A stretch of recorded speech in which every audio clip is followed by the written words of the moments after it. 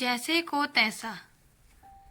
एक बड़ी छोटी सी कहानी है एक टीचर की, जो अपने स्टूडेंट के साथ घूमने निकले थे।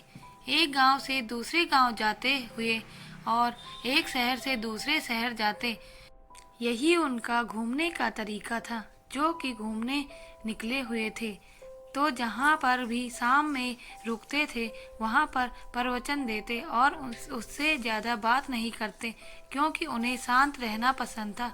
लेकिन उनका जो स्टूडेंट था उनको दुनिया की चीज़ों में और दुनिया की बातों में बड़ा इंटरेस्ट था।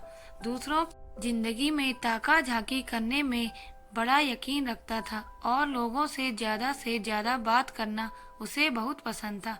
उस लड़के के टीचर को यह सब बातें पसंद नहीं थी। वह दूसरों की जिंदगी में ताका झाकी करना पसंद नहीं करते थे। वो अपने काम से काम रखते थे और रास्ते पर चलते थे।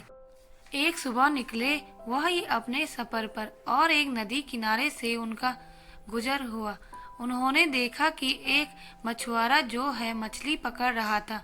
वह तो चुपचाप निकल गए वहां से, लेकिन उनका जो स्टूडेंट था उससे तो रहा नहीं गया।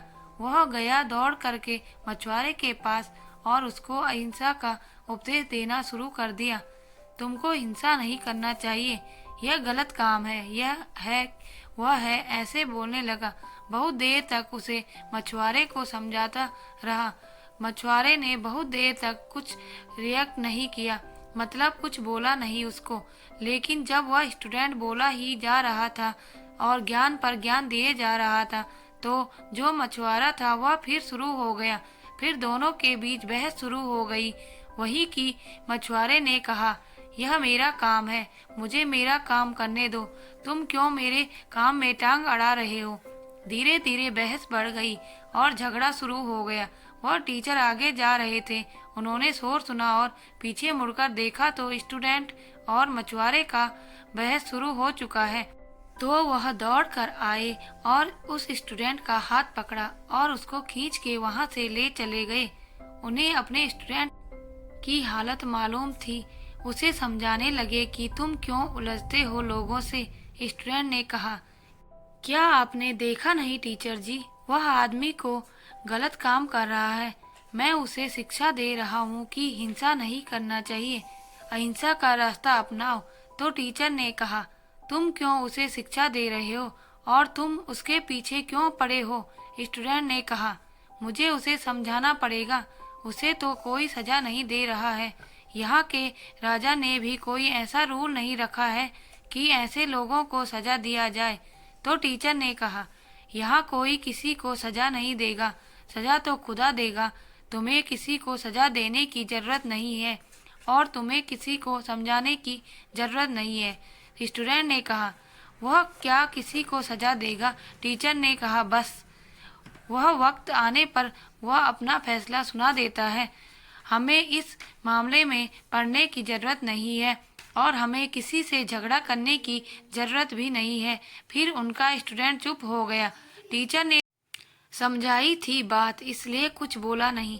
इस बात को 2 साल गुजर गए और कमाल की बात यह है कि उसी रास्ते से वापस जा रहे थे। वही सुबह का वक्त था, पर नदी का नजारा बदला हुआ था। स्टूडेंट देखता है कि नदी के किनारे एक सांप अपना जान बचाने के लिए तड़प रहा है।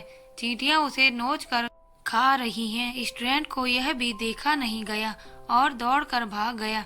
उसे सांप को बचाने के लिए टीचर ने फिर से हाथ पकड़ लिया और बोला, नहीं, जो हो रहा है उसे होने दो। स्टूडेंट ने कहा, आप मुझे अजीब तरह से पेश आ रहे हो। मैं कभी हिंसा करने वालों को रोकता हूँ, तब भी आप रोकते हो, और अभी किसी की जान बचा रहा हूँ तब भी आप मना कर रहे हो। टीचर ने कहा, मैंने कहा था ना, वह खुदा अपना फैसला सुनाते हैं, उन्हें फैसला सुनाने दो। क्या तुम्हें याद है, यहीं से तो हम 2 साल पहले गुजरे थे। यह जो सांप है यह मछुआरा है और यह जो चींटियां हैं यह मछलियां हैं। ये दूसरा जन्म ले चुके हैं।